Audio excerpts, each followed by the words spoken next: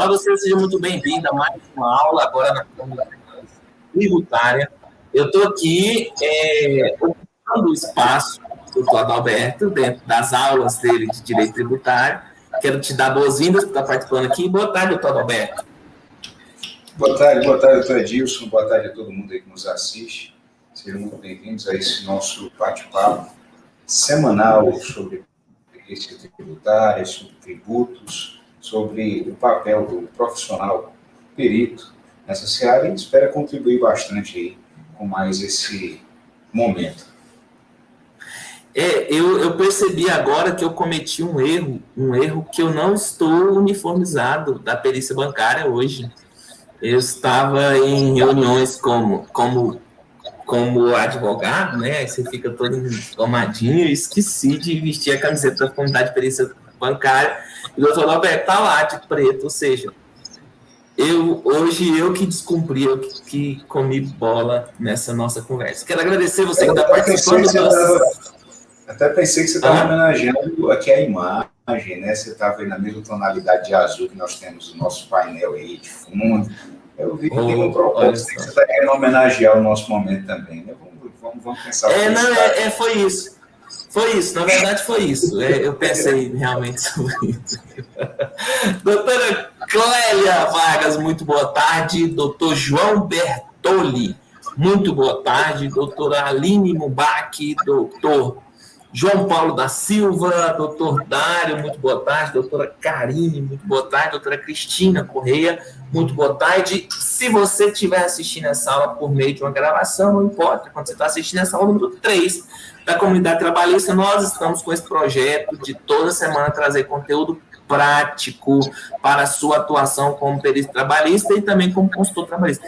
Eu não consigo desassociar uma coisa da outra. Talvez o doutor Adalberto sempre vai dar aquela puxada, mas eu não consigo desassociar a consultoria tributária e a consultoria e a perícia tributária. Por que eu não desassocio essas duas coisas? Porque a diferença básica na atuação do assistente técnico tributário e do assistente técnico e do consultor tributário é simplesmente o momento que ele vai atuar. As mesmas estratégias que a gente trabalha tanto lá, doutor Adalberto, lá na comunidade de perícia bancária, que o assistente técnico tem que ficar de olho no contrato, assim, a gente fica com o olho no que o STJ já decidiu, a gente fica com o olho no que o STF decidiu, no que está acontecendo no contrato, no que a lei permite, a mesma coisa vai acontecer aqui no tributário.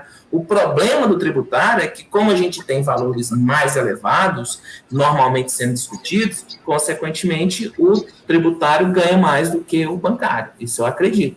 Só você olhar o cenário do doutor Adalberto ali, você já consegue perceber. Você consegue perceber claramente quem é que ganha mais, o tributário ou o bancário.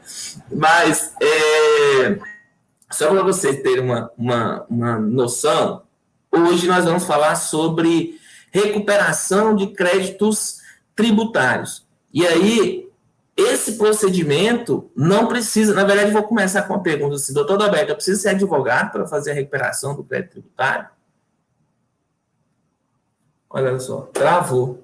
Eu acho que a pergunta é tão capciosa que a imagem do doutor Adalberto travou.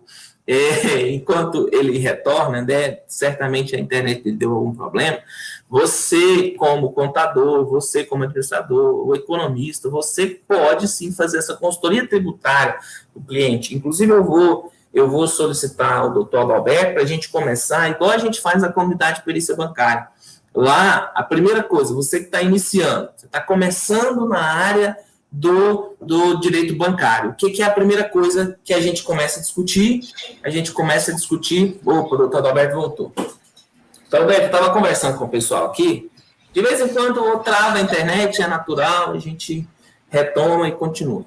Estava conversando com o pessoal aqui da seguinte questão. Olha, atuação como consultor tributário. Eu tinha feito uma pergunta na hora que você travou, que era, se eu preciso ser advogado para dar essa consultoria tributária? Não, pelo contrário, né? Assim como acontece na própria perícia bancária, você não precisa ser um economista, você não precisa ter uma formação acadêmica específica para atuar nesse cenário. Eu conheço vários colegas que militam nessa área e que não são advogados, assim como nós temos vários colegas que tratam de temas vinculados à contabilidade que possuem a formação técnica, ou seja, a nível tecnólogo, certo? Na contabilidade, isso é técnico em contabilidade, em bacharel em ciências contábeis, onde a gente costuma dizer realmente que é a sua desenvoltura que lhe torna especializado e faz com que as pessoas lhe procurem para apresentar certas questões. Aproveito aqui, né, disso nesse papo descontraído que a gente sempre mantém, até para dizer que nós estamos passando com um problema tecnológico nacional para algumas operadoras, talvez alguns que sejam clientes dessa operadora possam confirmar aí para a gente. Aqui nós usamos mais de um ponto de internet, mesmo assim a gente está com um azar nos últimos dias de ficar com essa intermitência. Eu, por hora, estou conectado até no 4G do telefone aqui, já para que o risco ele seja menor, mas não sei como é que fica para vocês a qualidade de imagem, de áudio, certo? Eu espero que o conteúdo disponibilizado aqui possa sobrepor todas essas dificuldades que são momentâneas, passageiras, mas que até incomodam, né? Que estão por aqui, que se apresentam nos dias de hoje. Também em função do home office, em função da quantidade de acessos que estão sendo realizados aí, a gente também se depara com esse problema, né? A própria rede tecnológica, ela possui um ponto aí de saturação e talvez a gente esteja passando por um desses. Voltando à nossa conversa, né, doutor Edilson, realmente existem muitas possibilidades de atuação, tanto do administrador quanto do economista, do advogado em si, de outras áreas que também são correlacionadas com esse ramo de gestão e que, de alguma forma, sendo mais íntimo ou mais distante, existem contatos com o setor de tributos, existem contatos com alguma coisa relacionada a tributos.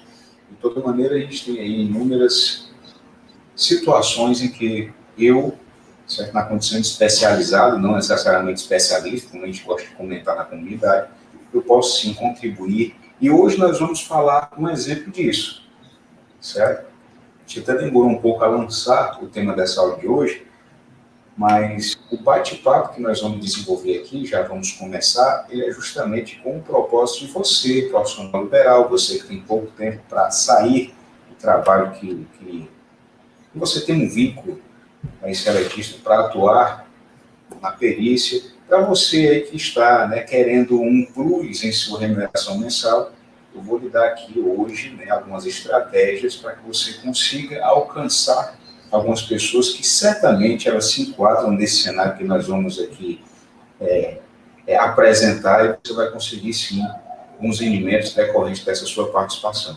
Perfeito, doutor? Eu acho que esse ponto que você bateu é o ponto. Talvez a gente nem tinha conversado sobre isso, que às vezes o profissional acha que ele tem que, agora, se eu vou falar que eu sou tributarista, eu só posso mexer com tributário. E agora você falou o seguinte, não, eu vou te dar uma estratégia para você ganhar dinheiro mesmo fazendo isso enquanto trabalho, depois do trabalho. Mesmo você fazendo isso, olha, eu trabalho aqui nesse escritório de contabilidade, às vezes como funcionário, trabalho das 8 às 5, e depois das 5, então depois das 5 eu consigo atender alguns clientes fazendo esse trabalho à distância, inclusive na recuperação de crédito tributário. Eu acho, e eu falo que a minha missão é essa, né? A minha missão com o direito bancário é essa, permitir que você complemente a renda. Edilson, perícia não é bico. Eu recebo muita crítica nesse sentido. Edilson, perícia não é bico. Tá certo, perícia pode não ser bico para você e para uma boa parte das pessoas, mas eu conheço muita gente que ela não está ali para ganhar 100 mil reais num processo, ela quer aumentar a renda dela em 4 e 5 mil reais, e é aquilo que ela está buscando, não vai, eu quero levantar aquelas altas teses tributárias, tá? Se isso acontecer, ótimo, mas essa pessoa precisa ter um incremento de renda, 2, 3, 4, 5 mil reais mensais na sua remuneração, assim, eu acho importante, para mim é importante. E aí, consequentemente, o meu foco sempre tem sido trabalhar com esse tipo de pessoa. Então, eu fiquei muito feliz com o senhor falando sobre esse ponto. Antes da gente entrar no tópico dessa aula ainda, doutor Alberto, eu acho que na aula passada ou na retrasada, você já falou assim, vamos criar temas para as próximas aulas, vamos já lançar esses temas. E eu acho que um ponto interessante, aí é um desafio, não que obrigatoriamente o senhor deva cumprir, é só uma requisição mesmo. Quando se inicia como advogado no direito tributário, geralmente a gente começa com aquele tributário em teses. Por quê? Porque são teses que já estão consolidadas, é mais fácil de você atender o cliente, porque falou, o STF já definiu isso. Você não está se beneficiando simplesmente porque você não sabe, porque você não quer. E a gente acaba começando, o advogado acaba começando a sua atuação com esse tributário em teses, para depois ele criar outras teses mais robustas. E lá na comunidade de perícia bancária, a gente começa com os precedentes do STJ, a gente fez o caminho de todas as súmulas. Então, doutor Alberto, só um pedido. Talvez nas próximas aulas a gente faça aí uma sequência sobre o que já está decidido, o que já está pacificado no STJ e no STF sobre esse assunto, para que a pessoa, assim como o senhor vai fazer hoje, a pessoa já sair com a ferramenta para ganhar dinheiro no outro dia, e a gente não tem mais tempo de esperar. Eu já fiz uma faculdade durante 4 anos, já não dá tempo. Então, eu quero aprender agora para aplicar daqui a 15 minutos. Eu quero aprender agora para fazer um post no Instagram e já vender para o primeiro cliente. Na hora que eu tiver uma dúvida adicional, eu ligo para o doutor Alberto e falo, doutor Alberto, fechei o cliente, agora você me ajuda a resolver essa situação. Então, eu acho que a gente poderia pensar em algo desse tipo, tá? É só uma sugestão. Por quê? Porque a Priscila, vou usar a Priscila Tacone, doutora Priscila Tacone, prazer te receber aqui.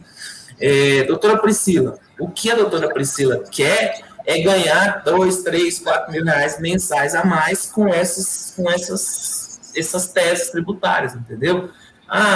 Se ela conseguir pegar um processo que ela vai ganhar lá 100, sim, mas agora, como a gente está começando, eu acho que seria um bom começo. Aí deixa eu dar uma pensada aí, é um pedido, apenas. Não, porque eu estava tomando nota aqui para buscar as teses que realmente já possuem uma situação consolidada, né, de decisão favorável ao contribuinte. Algumas delas o grande lance, eu até justifico por que nós não fizemos dessa maneira, né? Por que eu não propus dessa maneira? É porque é o seguinte, existem tantas reviravoltas ocorrendo no cenário tributário com as teses macro, com as teses que já possuem decisões favoráveis ao contribuinte em função aí de movimentações políticas dentro dos próprios tribunais, dentro das próprias câmaras superiores, e por conta disso a gente até se inibe de apresentar tais temas, tá certo? Como sendo aí um precedente vitorioso, mas acaba sendo um precedente vitorioso complexo, onde se enquadra naquilo que eu costumo dizer, né? A gente ganha, mas não leva, entende? Então, para você ganhar e não levar, e o benefício ele não ser presente, ele ser único exclusivamente futuro, aí eu observo esse cenário e vejo que eu me desencorajo a tratar dele por imaginar, por acreditar que pode não ser lá tão impactante agora, né, no hoje, para a turma que nos assiste. Mas a gente pode fazer até uma enquete rápida aqui, né, exemplo, aproveitando que tem aqui um bom quantitativo de pessoas que nos acompanham, comentem aí, pessoal, coloquem nos nossos comentários qual o tema que você acredita que pode lhe trazer mais rendimentos enquanto profissional, enquanto assessor técnico pericial no âmbito dos tributos, no âmbito da perícia tributária, você acredita que pode lhe trazer alguma coisa, quais são as demandas que surgem que você ainda não conseguiu operar, certo? Em função aí de não compreender as minúcias de determinadas temáticas, em função de você não conseguir operacionalizar certos sistemas que são disponibilizados pelo próprio fisco, onde o uso desses sistemas são meios, são essenciais para que você consiga, sim, realizar o trabalho. Coloquem aí, vão pensando no decorrer da nossa exposição aí, vocês vocês vão comentando que a gente vai tomar nota aqui também, nós vamos construindo isso tudo, porque eu acredito que o grande lance da comunidade é isso, né? A gente trazer realmente um tema que está em voga, outro que aparenta está esquecido, ou aparenta ser menos importante, mas nós observamos que em determinadas circunstâncias, a bem da verdade, ele não é, entendeu? É menos importante do que os outros, até porque existem situações específicas que a gente pode fazer uso daquele tempo para ter aí bons rendimentos. E vamos ser bem francos, né? A gente faz isso tudo para fazer com que... A gente faz isso tudo para colaborar, para fazer com que alguém se beneficie economicamente e a gente acaba recebendo os reflexos desse benefício gerado em forma de honorários e tudo mais. Deixa eu fazer uma pergunta aqui que é bem, eu vou aproveitar que você jogou para o pessoal que está assistindo, para mandar quais são os problemas, né, e o que eles gostariam de ver nas próximas lives. Eu quero aproveitar que talvez eu tenha colocado o carro na frente dos bois, como diz aqui em Goiás, no sentido de também tem um começo, né? Também tem um começo a se trabalhar, e talvez as pessoas prefiram que a gente comece por esse começo, por definir tributo, por definir base de cálculo, fato gerador, para depois a gente avançar para algo mais aplicado. Então, se você está aí participando ao vivo, eu queria que você me colocasse aí no chat também, você me contasse o que você prefere, que a gente já comece com o direito tributário em teses, para ver o que está sendo aplicado, o que está funcionando, e, consequentemente, entendendo o que está funcionando, a gente cria estratégias para atender o nosso cliente, ou se você prefere que a gente comece tributo, prestação compulsória, pecuniária, não. Se você quer o conceito primeiro, para depois a gente fazer a aplicação, a gente já faz a aplicação, porque você já viu esse conceito lá na graduação, né? Às vezes uma disciplina de direito tributário, alguma coisa do tipo. Me conta aí no chat, enquanto eu falo com o doutor Adalberto, a gente bate esse papo sobre essa recuperação desses créditos tributários. Perfeito, perfeito. Algumas pessoas já estão até se movimentando aí. O André já até perguntou se existe uma comunidade de perícia tributária. Na verdade, nós estamos aqui nos articulando justamente para fazer esse pontapé, né, para a comunidade de perícia tributária. Existem já movimentações consolidadas com a comunidade de perícia bancária, a comunidade de perícia trabalhista. Nós estamos aí iniciando a comunidade de perícia tributária, sim, onde nós teremos aulas semanais também, etc. Então, estamos nos últimos ajustes para que a gente faça esse lançamento, digamos assim. E aí, meus amigos, o que a gente entende por recuperação de créditos tributários? Principalmente recuperação de crédito na pessoa física. Será que alguns de nós já conseguiram imaginar a possibilidade de existir uma recuperação de crédito direcionada para a pessoa física? Realmente é uma coisa que não é tão comum da gente observar aí nos bate-papos, nas conversas de bar, né? Mas existe sim, existem várias situações onde você, na condição de pessoa física, ou você, na condição de perito, pode assistenciar uma pessoa física a recuperar crédito de natureza tributária, certo? E o primeiro que nós vamos começar a citar aqui é o próprio imposto de renda em função de retenções indevidas. Para a gente falar disso, precisaremos, então, estruturar aqui dois conceitos fundamentais. Primeiro, o que é a recuperação de crédito tributário? O que é essa recuperação de crédito tributário? A recuperação de crédito tributário nada mais é do que nós executarmos uma análise sobre operações realizadas pelo contribuinte ou relações de emprego ou de trabalho que existem com esse próprio contribuinte, onde nessa relação tem uma transferência de renda, ou seja, existem pagamentos, ela é onerosa, e em função de ser onerosa, a depender do valor dessa contraprestação, existirão cobranças de tributos, certo? Se for uma relação entre pessoa jurídica e pessoa jurídica, nós temos aí tributos federais, que estão relacionados, entre eles, imposto de renda, contribuição social, PIS, COFINS. Se for uma relação entre pessoa jurídica e pessoa física, nós temos aí movimentações que se destinam à retenção de ordem previdenciária, a título de INSS, e até mesmo de imposto de renda da pessoa física. E nesse meio tempo, certo? E analisando algumas dessas possibilidades, uma vez eu, pessoa jurídica, realizando certas operações, direcionando, então, recursos, pagamentos a uma pessoa física, eu posso ter a obrigação, poderei estar na obrigação de realizar uma retenção, certo? Uma retenção, por exemplo, as retenções, elas possuem uma base normativa lá na Instrução Normativa da Receita Federal, número 971, de 2009, onde nós temos aí, né, algumas especificações relacionadas à retenção de natureza previdenciária, a própria Instrução Normativa 1700, onde nós temos as situações em que nas transferências, não vou nem dizer transferência de renda, né, mas em função de pagamentos efetuados, a pessoa física ou jurídica que oferir renda em função dessa movimentação, essa pessoa física, ela poderá sim ter uma retenção realizada sobre o valor desse seu rendimento, onde essa retenção faz com que a parte do tributo que é devida, que vai para o fisco, essa parte ela seja então repassada de maneira antecipada, onde o contribuinte ele vai poder se beneficiar disso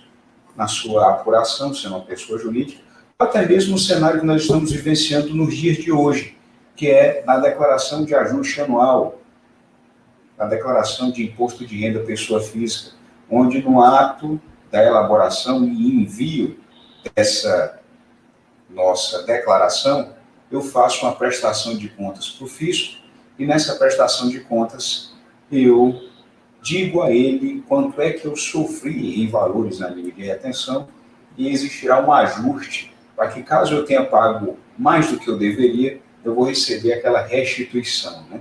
Aquele valor de volta na minha conta bancária em função de ter pago mais tributo do que eu deveria. E aí, nesse meio tempo, nesse cenário todo que a gente tem visualizado aí, surgem algumas situações onde eu tenho a possibilidade de identificar aí tributos que foram pagos indevidamente ou a maior, especialmente tributos de natureza previdenciária. Mas aí, Beto, seu papo agora vai ser sobre previdência? Não, né? Na verdade, essa retenção previdenciária só existiu em função de um rendimento que foi recebido por uma pessoa física, e esse rendimento estava ali, estava na condição de alvo dessa retenção de natureza previdenciária, que você pode pleitear, sim, uma restituição, e não é uma coisa muito difícil. Mas o que eu estou querendo dizer sobre o que eu estou falando? E hoje o nosso papo ele é bem direto ao ponto, assim como a gente costuma fazer, né? Inclusive, estamos até observando aqui algumas mensagens, né, e já respondendo alguns, né, que já perguntaram quais tributos eu consigo reparar ou recuperar, na verdade, de uma pessoa física. Eu tenho aí tributos de natureza previdenciária e o próprio imposto de renda, ou seja, INSS e o imposto de renda, certo? De forma que nós vamos realmente, assim como acontece, como foi registrado aí pela doutora Cristina, no decorrer das nossas conversas, já acolhendo algumas sugestões, nós vamos ter essa base conceitual e vamos ter, sim, né, a aplicação prática daquilo que nós estamos analisando, como ocorre, né, na comunidade de perícia bancária, porque essa é a metodologia de ensino IBCAPA. Então, independente de qual for a comunidade, as movimentações elas serão, assim, as mesmas. E aí eu vou te passar agora um caso hipotético para que a gente consiga estruturar, então, a possibilidade de entrar com essa espécie de intervenção e analisar possibilidades de realmente recuperar esses valores que foram pagos indevidamente. Como vocês bem sabem, né, o doutor Edilson, aliás, ele é professor, possui vínculos aí com algumas instituições de ensino superior. Esses vínculos, eles são mantidos através de uma relação de emprego, certo?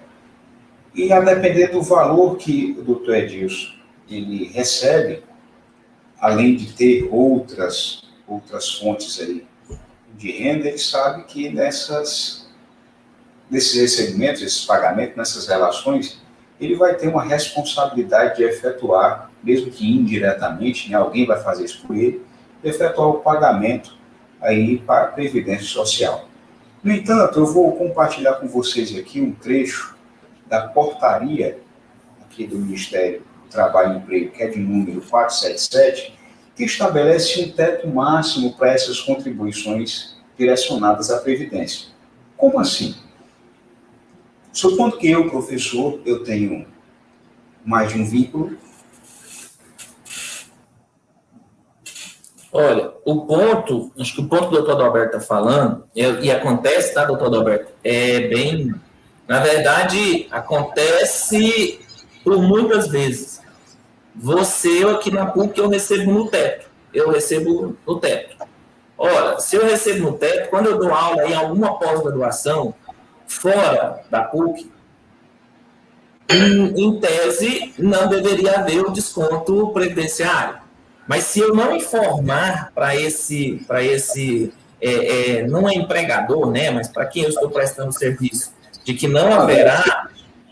De quem? Do tomador de serviço. Tomador de serviço. Isso, se eu não informar para o tomador de serviço, né, o que eu faço? Eu sempre pego o contra-cheque e envio comprovando que eu já fiz o recolhimento do teto. Mas se eu não informar para o tomador de serviço, ele vai ter que fazer a retenção da contribuição previdenciária. E em ele fazendo a retenção da contribuição previdenciária, eu estou pagando 2 vezes. Eu estou pagando além do que eu deveria pagar para o próprio INSS. É esse o exemplo, não é, doutor? Perfeitamente. Inclusive, nós temos aqui esse teto, né, que hoje corresponde ao valor de R$ 6.433,57, que eu já compartilho a própria norma para que vocês possam identificar, né? Olha só. Já compartilho aí a própria norma para que vocês possam chegar aí às suas conclusões. Hoje nós estamos observando aqui a portaria número 477, ela está em vigência nos dias atuais, onde eu tenho, através dessa portaria, os reajustes dos benefícios pagos pelo Instituto Nacional de Seguridade Social, os demais valores constantes do RPS, né, que é o Regulamento da Previdência Social.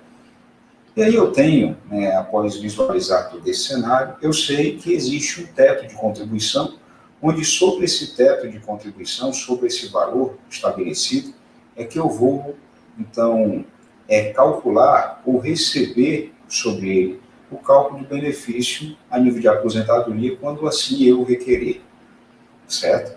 E acontece que tudo que eu efetuar de pagamento acima desse teto estabelecido, que consta aqui no artigo 6º, onde está vocês, tudo aquilo que eu realizar de recolhimento acima desse teto, ele não vai servir para o cálculo da minha aposentadoria, ele não vai servir para compensar contribuições anteriores que foram a menos, ele não vai ter uma serventia diretamente ligada a absolutamente nada do valor que eu vou receber no futuro. Por quê? Porque existe um teto para a aposentadoria dentro do recebimento, do rendimento de aposentadoria, dentro do regime geral e da Previdência Social. E o que é que nós trazemos com isso? Vou até dar uma ampliada aqui, que talvez tenha ficado pequenininho, onde nós temos aqui no artigo 6º o seguinte texto. A partir de 1º de janeiro de 2021, será incorporada a renda mensal dos benefícios de prestação continuada pagos pelo INSS, com data de início no período de 1º de janeiro de 2020 a 30 de dezembro, a diferença percentual entre a média e salário de contribuição considerados no cálculo do salário de benefício e o limite máximo em vigor no período, exclusivamente nos casos em que a diferença resultar positiva. E aqui nós temos, observado o disposto no parágrafo 1º do artigo 1º, e o limite é de R$ R$ 433,57. Então, vamos voltar ao caso aqui, que o doutor Edilson ele tem um vínculo com a PUC de Goiás, assim como eu tenho aqui com a Uninasal, aqui no Ceará. Uma vez recebendo esse rendimento pelo teto, eu realmente devo ficar bastante atento às outras relações de trabalho que eu venho a ter, exemplo, as participações que eu tenho em pós-graduações, em cursos livres e etc., porque, uma vez contribuindo pelo teto, eu devo notificar esses outros, é dever do trabalhador notificar, comunicar esses outros empregadores ou tomadores de serviço. Eu já contribuo à Previdência pelo valor máximo que eles não devem realizar nenhum tipo de retenção, recolhimento em favor da Previdência, porque aqui dali ele não vai ter utilidade nenhuma para mim, não deve fazer isso, porque eu já faço pelo máximo. Compreende? E aí o que é que ocorre? Isso eu estou citando o caso de um professor, né? O caso aí, Edilson tem conhecimento, a própria norma ela está aqui, a portaria 477 de janeiro de 2021, certo? E ocorre, doutor Edilson, que em alguns casos, principalmente das pessoas que atuam na área da saúde, toda essa movimentação, né, um médico que possui vínculos irrecebíveis de vários hospitais e clínicas, se ele não tiver uma organização administrativa, se ele não tiver um suporte de gestão financeira, certamente, assim como já identifiquei em inúmeros casos, ele cai nessa situação aqui do pagamento indevido ao maior a nível de contribuição previdenciária. Certo? O imposto de renda não tem um limite, né? Eu tenho aí uma tabela que ela é progressiva, o próprio imposto de renda, e por isso, quanto mais ele ganha, realmente vai pagar, e eu vou identificar, no caso do imposto de renda, uma possibilidade de receber algum valor, caso tenha acontecido alguma retenção que foi indevida, que aí já não é uma situação tão comum, certo? A nível de imposto de renda, isso ocorrer. Mas existem possibilidades, sim. No entanto, para a questão previdenciária é mais intenso. E aí, o que é que eu faço quando eu identifico uma pessoa, ou quando alguém me procura, ou quando eu conheço aí um médico, quando eu conheço um fisioterapeuta, alguém que é do ramo da saúde em geral, que possui múltiplos vínculos e que está sofrendo uma retenção, nível de pagamento indevido sobre essa parcela de previdência e que eu tenho, sim, o direito de solicitar a diferença do que foi pago indevidamente, eu, enquanto contribuinte, como é que eu faço quando identifico, então, essa possibilidade aí?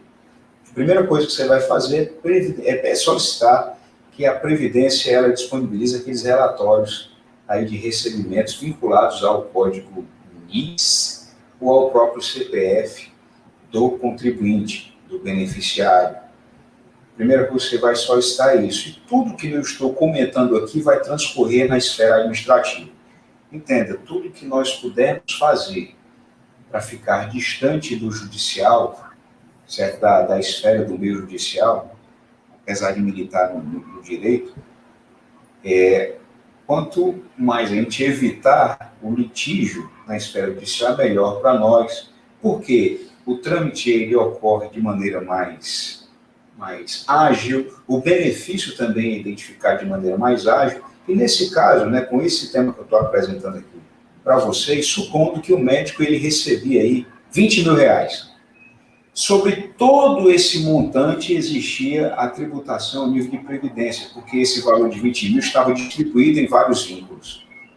Ele vai ter, então, uma diferença para receber de volta sobre uma base de cálculo aí de aproximadamente, considerando que o valor de teto, o valor do teto é esse aqui, que está no artigo 6º, considerando que o limite é 6.433, ele vai ter aproximadamente R$13.500, e sobre esses R$13.500 ele vai ter aí 11%, certo? Pode ser 11%, pode ser 9%, como existe uma variação de percentuais, ele vai ter sobre uma base de R$15 mil um valor para pedir de volta. Então, nesse contexto, nós temos, sim, muitas possibilidades de recuperação de valores. E o trâmite para que eu faça isso, além de buscar, né, a comprovação que houve efetivamente um recolhimento sobre sobre essa base, sobre esse valor, eu vou, então, fazer o pedido administrativo do ressarcimento, da restituição, através de programa disponibilizado pela Receita, através de uma PERDECOMP, onde eu faço, então, o pedido comprovando que houve essa retenção e aí eu peço o dinheiro de volta. Me fala uma coisa aqui. O natural é que, quando a pessoa tenha fontes de várias rendas, várias fontes de renda, né, várias fontes desse recurso entrando, esse processo aconteça. Agora, eu vou pegar o meu NIS, né, o Número de Integração Social, vou solicitar junto ao INSS, a gente faz a solicitação no site mesmo, doutor? Hoje, existe no próprio aplicativo da Caixa Econômica, dentro do aplicativo, existe uma aba, acho que é Meu INSS. E através disso você consegue, sim, capturar uma boa quantidade de dados. A gente sempre solicita que o beneficiário ele busque essas informações diretamente de alguma agência aí da Previdência, porque ele recebe primeiro, né, ele recebe os dados com detalhes, ele recebe ali até com ampliação de filtros sobre esses vínculos que são maiores. Então, a gente tem uma riqueza de informações até chancelada pelo próprio servidor, e aí isso faz com que eu tenha realmente uma base documental vasta, né, e pode até ser considerada excessiva, mas é o ideal para que eu consiga elaborar aqui o meu pedido, certo, de ressarcimento ou de restituição que eu paguei indevidamente. O cálculo é simples assim mesmo, eu vou pegar o valor, vamos supor, vamos trabalhar com esses 20 mil reais aí, vou pegar aí desses 20 mil reais, vou aplicar sobre os 6 mil reais, eu aplico os 11, faço alguma dedução? Como? Existem aquelas regras fundamentais da questão dos dependentes e tudo mais, né? E a gente consegue reestruturar isso tudo como se eu estivesse fazendo uma folha de pagamento, aí já entra o lance, e você fica antenado aí nessa questão trabalhista, mas o cálculo ele é bem simples realmente, né? O valor que foi pago em excesso, sobre esse valor que foi pago em excesso, eu trago, então, esse valor para o programa de restituição, compensação e ressarcimento disponibilizado pela própria Receita Federal, que hoje, inclusive, ele também está em ambiente web, tá certo? E eu utilizo essa diferença, faço, então, aqui a minha estruturação do cálculo em paralelo, isso aí pode até ser feito de maneira planilhada e tudo mais, e identifico aquilo que foi de diferença, que foi pago a mais, e assim eu peço de volta esse valor. Certo? Eu posso fazer isso? Pode fazer isso várias vezes? Pode fazer isso várias vezes. Ou preclui? Pode fazer isso em várias oportunidades, né? Assim, deixa eu te perguntar da seguinte forma. Acontece muito de não haver um recolhimento efetivo, entendeu? A pessoa faz o desconto, mas não recolhe para o INSS. Ela não recolhe para o INSS, eu não vou ter essa informação lá no meu INSS. Vamos acreditar que, estou supondo que aconteceu uma situação como essa, não tem a informação lá no meu INSS, mas esse valor foi debitado. Eu cheguei esse valor foi descontado dos meus recebíveis. Eu sei que penalmente a gente tem apropriação em débito tributário, mas não é caso de fazer uma denúncia. Como que... Aí, vamos supor que eu trabalho numa empresa lá, e essa empresa ficou sem pagar o INSS por um período de... Em um período de um ano, ela não pagou nem dos INSS que ela deveria pagar, mas me descontou esse INSS. Aí eu faço essa revisão com base no que está lá no meu INSS e depois eu descubro que não estavam todas as contribuições e vamos acreditar que essa empresa faz uma negociação lá e faça o pagamento dessas guias. Como que eu posso entrar de novo, entendeu? É essa pergunta. Eu posso entrar de novo por um fato que já foi analisado? Na verdade, Edilson, eu, enquanto empresa, né, quando eu declaro um débito correspondente ao INSS, a única situação, em que eu gero um dano, né, na verdade, ao próprio beneficiário, não é nem no caso do INSS, é no caso do FGTS, que existe um depósito que é realizado pela própria empresa. Mas a nível de previdência social, uma vez eu, pessoa jurídica, tenho aí um colaborador que estabelece comigo um vínculo formal, eu, enquanto pessoa jurídica, quando declaro a existência de um débito correspondente àquela relação de trabalho que eu realizei, então, a retenção, que tinha a responsabilidade de entregar ao fisco essa parcela que foi retida, quando eu declaro que estou devendo, mesmo não acontecendo desembolso, isso não me traz, eu, enquanto beneficiário do sistema previdenciário, isso não me traz nenhum dano, certo? Então, vai aparecer lá no meu INSS normal. Vai aparecer o valor que foi declarado, mesmo que os cofres da Previdência não tenham recebido. É tanto que eu costumo citar um exemplo, né? Se você foi contratado hoje, 17 de março, e Deus nos livre, né? Deus nos livre. Mas se você precisar de um benefício a nível de auxílio-doença, em função de um problema que você teve, independente de ter ocorrido o desembolso do valor da sua previdência ou não, você vai ser assistenciado sim, certo? Quem vai ter que correr atrás, né, para poder identificar e receber esse valor vai ser a Previdência, hoje a Receita Federal, porque a gente pode muito bem tratar esse tema hoje com uma liberdade maior, pelo fato de que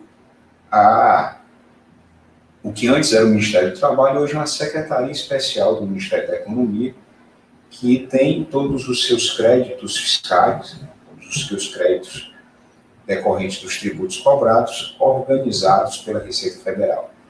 Certo? Então, a gente consegue sim se manifestar nesse sentido.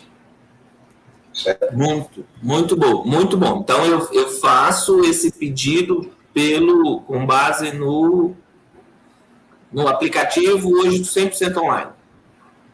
Hoje nós temos um aplicativo 100% online, todo o dossiê eletrônico ele também o dossiê eletrônico ele é realizado por dentro do próprio ambiente da Receita Federal, então a gente tem sim essa possibilidade de fazer tudo digitalmente. E esse valor, eu vou ter de abatimento ou eu vou ter de depósito numa conta? Dinheiro em conta, certo? O valor, ele uma vez identificado e o próprio processo sendo julgado favorável, quando eu digo processo julgado favorável, porque existe um processo administrativo que é aberto para essa solicitação, uma vez sendo favorável, perfeito, você vai receber esse valor de restituição e você, né, recebe em conta. Então, você já vai indicar lá no próprio programa, você vai indicar qual conta que você deseja receber, igual acontece no imposto de renda. Perfeitamente. Por exemplo, né, você cai em malha para o imposto de renda. A sua restituição ficou retida. Você abre um processo através de um dossiê eletrônico, dentro do próprio ambiente da Receita Federal, encaminha a documentação comprobatória, discrimina lá o que você acredita que deve discriminar, para que o fisco ele faça essa análise de verificação com a maior clareza possível. Isso aconteceu comigo, inclusive, né? E, uma vez fazendo esse procedimento, não porque eu estava em situação incorreta, mas é porque pediram esclarecimentos sobre um período em que eu tive uma quantidade relevante de despesa médica. Então, eu encaminhei lá tudo que tinha correspondente a isso, encaminhei a própria solicitação, parte do médico, acompanhava, os comprovantes aí de pagamento, tudo mais, inclusive a própria declaração de imposto de renda da pessoa que recebia parte desse serviço. Não houve quebra de sigilo, porque existia uma autorização expressa para que isso fosse feito. Então, após essa rápida análise, houve o deferimento e nós recebemos, sim, a restituição, como correção seria, como anda o figurino e a própria lei. Perfeito? Perfeito. Prazo prescricional? E se tratando de previdência, a gente acompanha aquele mesmo cenário de atender ou obedecer os últimos 5 anos, certo? Uhum. E aí vem aquele detalhe, né? E aí, o que é que isso pode causar de transtorno, de problema para o beneficiário, para o contribuinte? Será que eu tenho algum risco? Olha, você tem múltiplos vínculos, certo? Vamos observar aqui um contexto geral. Você tem múltiplos vínculos. A sua falha foi não ter comunicado que em alguns desses vínculos aconteceria, então acontecia, e, na verdade, o recolhimento pelo valor do teto. E, consequentemente, você, nesse cenário, tem essa única falha e cabe apenas ao fisco chancelar aquele seu pedido. Olha, tenho aí várias relações de emprego, nunca tive nenhum problema a nível de previdência com isso, né? Ou seja, não tem nem margem para ter problema, porque tudo é tributado na fonte. Uhum. Tem tanto a nível de imposto de renda, a própria previdência, tudo é tributado na fonte. O que eu estou fazendo é pedir que foi pago em excesso. Por quê? Porque o fisco ele não vai fazer isso de forma deliberada, ele não vai fazer isso automaticamente. Entendeu? O fisco ele não devolve dinheiro para ninguém se você não pedir. Então é direito seu. Se foi pago a mais, é direito seu pedir de volta. Entende? Aí está até aqui, eu estou lá dizendo, né, cuidado para devolver a fiscalização, passa um pente fino nos últimos 5 anos, e etc. Olha, a questão é a seguinte, a gente não pode ter, eu costumo defender, inclusive, essa tese, essa ideia, certo? O fisco, independente da circunstância, ele tem feito um pente fino em muita coisa que todos nós fazemos.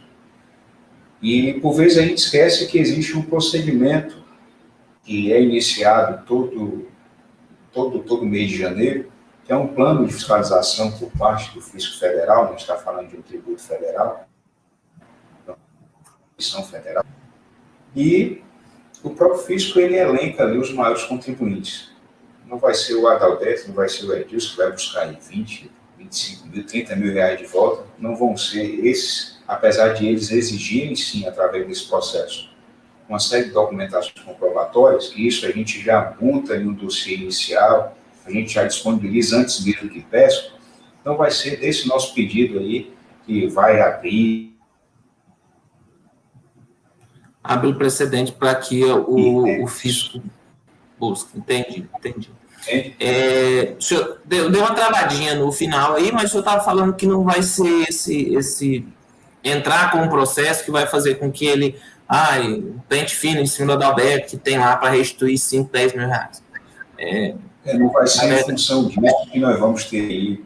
A gente não pode abraçar apenas a parte da ameaça. A gente, de ameaça, nós estamos fartos diariamente, mas a gente não pode só olhar esse ponto, porque risco a gente tem corrido diariamente, inclusive em função de classificações tributárias, e isso é direito do contribuinte. O cara sofreu uma onerosidade, o cara ele acolheu o ônus e não percebeu isso, foi orientado a verificar, então é pacificar já em todo meio que esse tipo de valores a título de previdência ele realmente me dá a condição. Deu uma travadinha na internet de novo.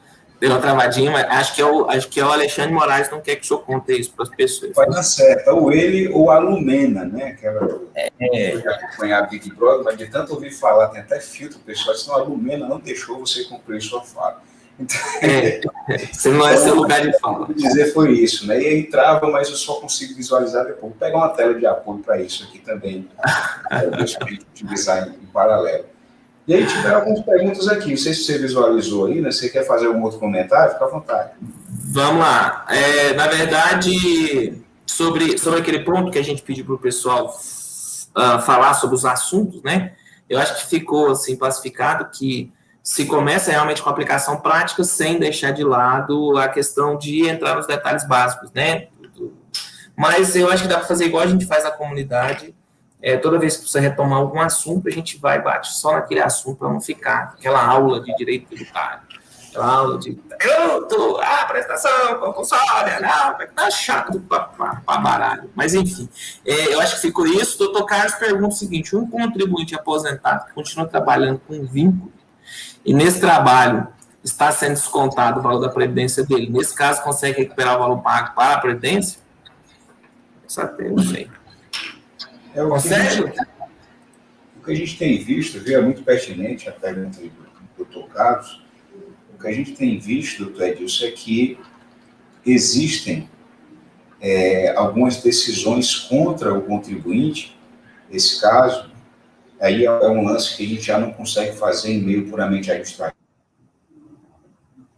porque nesse cenário nós temos aí uma série de decisões que, como eu disse, né, são contra o contribuinte.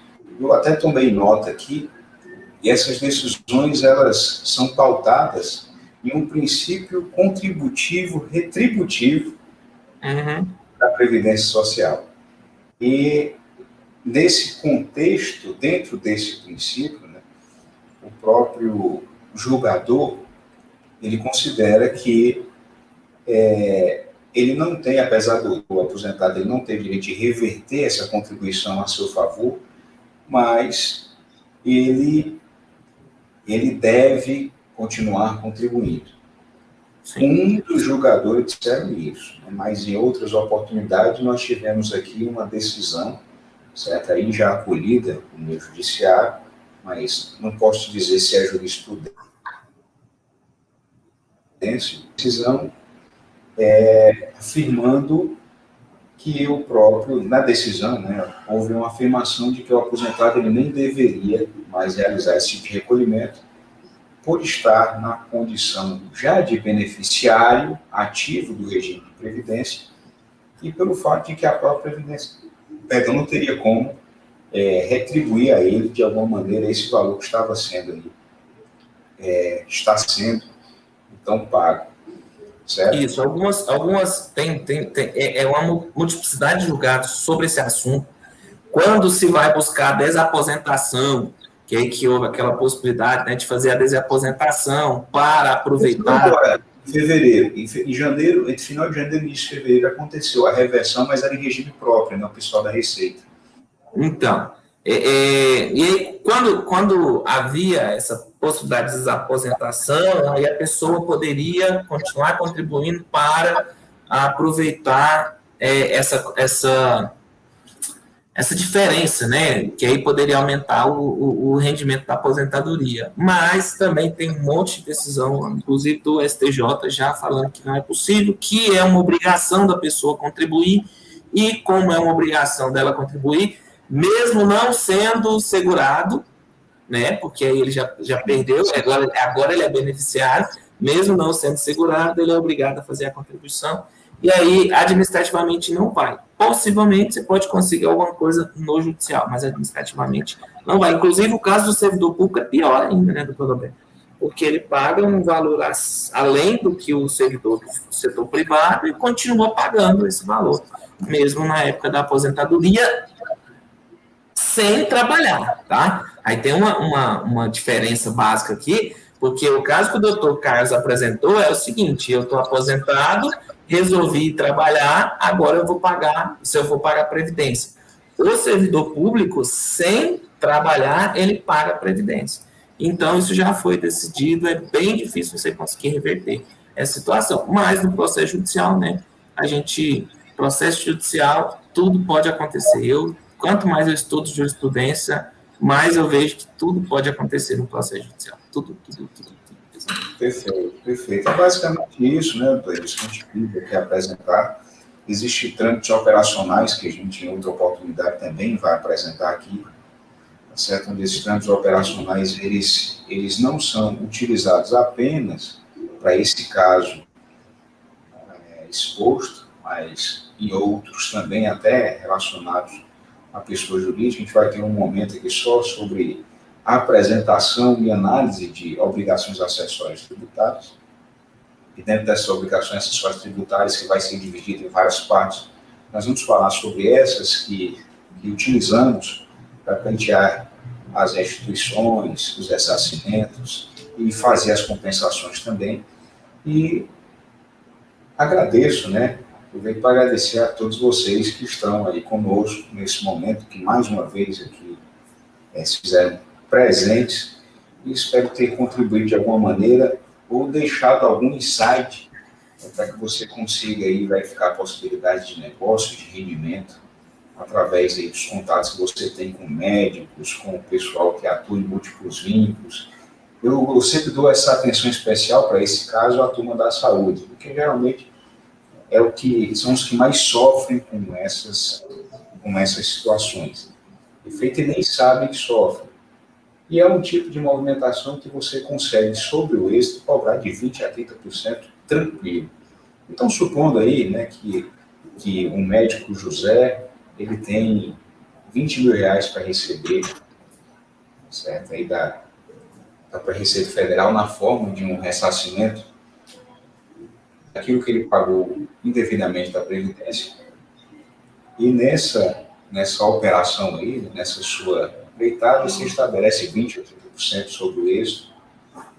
Uma vez ele recebendo esses 20 mil reais, você tem aí, né, uma operação relativamente simples, 2 mil reais de um ganho.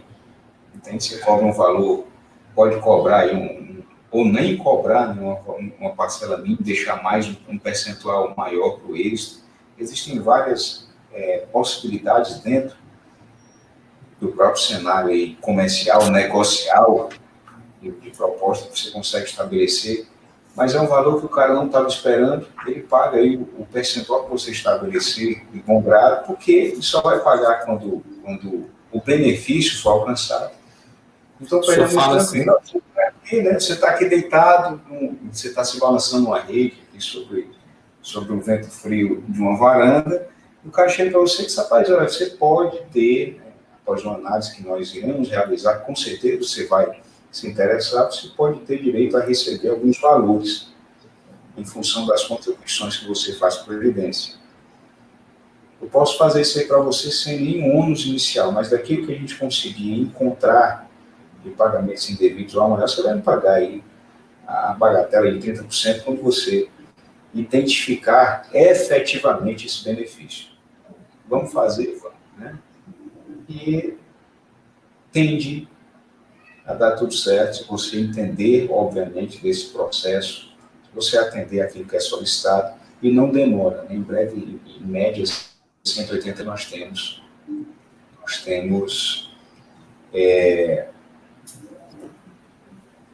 o retorno e o dinheiro em conta. Né? Agora, nesse cenário, nós não temos como estabelecer prazo ou imaginar prazo, porque algumas coisas mudaram, agora estão retendo aí alguns valores, mas você recebe. Mas o risco é falar para a pessoa que está assistindo aqui, que ela vai ganhar de 20% a 30%, e eu faço aí, eu estou falando dos últimos 5 anos, e esse valor vai chegar lá na casa dos 100 mil reais, e aí o cara vai, nossa, eu vou ter 30% desse valor, vai ter gente marcando consulta com o médico só para oferecer esse serviço de restituição do INSS. Vou te dizer, se eu conheço uma pessoa que ele faz isso propositalmente. Todos os meses ele está em um médico diferente, um cardiologista, um neurologista, um ortopedista, e na conversa ele entra com esse lance, mas o senhor trabalha em quantos hospitais? Você acredita que o senhor tem aí uma remuneração que é significativa? O senhor já pensou em verificar se a Previdência está sendo cobrada correta das suas remunerações? Eu conheço um cara que fez muito isso, né? Deixou de fazer, por ter agora um vínculo com a empresa, mas ele fazia muito isso, sim, ele tinha sim êxito, certo? Ou seja, as pessoas precisam saber o que você faz. Né? Se você não contar, ninguém vai adivinhar. A perícia, assim como o direito, não socorre aos que dormem. O médico está lá, ele nem sabe da situação. Eu acho que para essa área da saúde, inclusive também para professores, doutor Dalben, acaba acontecendo, você dá aula numa pós-graduação aqui, numa outra pós-graduação ali, e eles vão descontando, e, consequentemente, isso pode virar um montante interessante. Dica para você que está assistindo e que vai fazer esse contrato com a pessoa, é importante você lembrar que você vai fazer esse trabalho e o dinheiro vai cair na conta da pessoa. Não vai cair na sua conta para você distribuir esse dinheiro para a pessoa. Então, faça um contrato por escrito, assinado por 2 testemunhas, porque esse contrato passa a ser um título executivo extrajudicial. E aí basta você ir no cartório para você executar esse contrato. Lembre-se disso. Edilson, nós vamos fazer no fio do bigode. Fio do bigode, nem o meu está valendo tanta coisa, nem o do Adalberto, porque basicamente isso é amoxicil, como que é? Minoxidil, né? Eu não sei se também não. Mas não entra nessa história de fio do bigode, que fio do bigode não existe mais. É simples, pode ser um contrato de uma página só, mas faça um contrato e seja assinado por 2 testemunhas, que ele vai ter força de título executivo extrajudicial, e aí você pode levar diretamente ao cartório, fazer a execução desse contrato, aí sim. Se a pessoa não te pagar, você tem esse instrumento, senão você vai ficar assim, o que aconteceu? Eu fiz e não levei. Para fazer e não levar, já chega algumas grandes teses tributárias que nós temos por aí, né, doutor? Perfeitamente. Pois é isso, doutor. A gente está aqui até o último comentário aqui do doutor Dário. Você pode recuperar os últimos 10 anos ou os últimos 5 apenas. Olha, existem alguns mais arrojados que vão por um período acima desses 5 anos. A gente também precisa entender que quando se trata de recuperação de créditos tributários com necessidade de retificação de obrigações, quando eu retifico uma obrigação, eu substituo a que foi enviada anteriormente, eu reabro o prazo prescricional. Então, em função disso, eu prefiro seguir aqui a prudência, né, e até mesmo os limites daquilo que estão disponíveis para nós, e, por prudência, eu prefiro defender aí a busca somente dos últimos 5.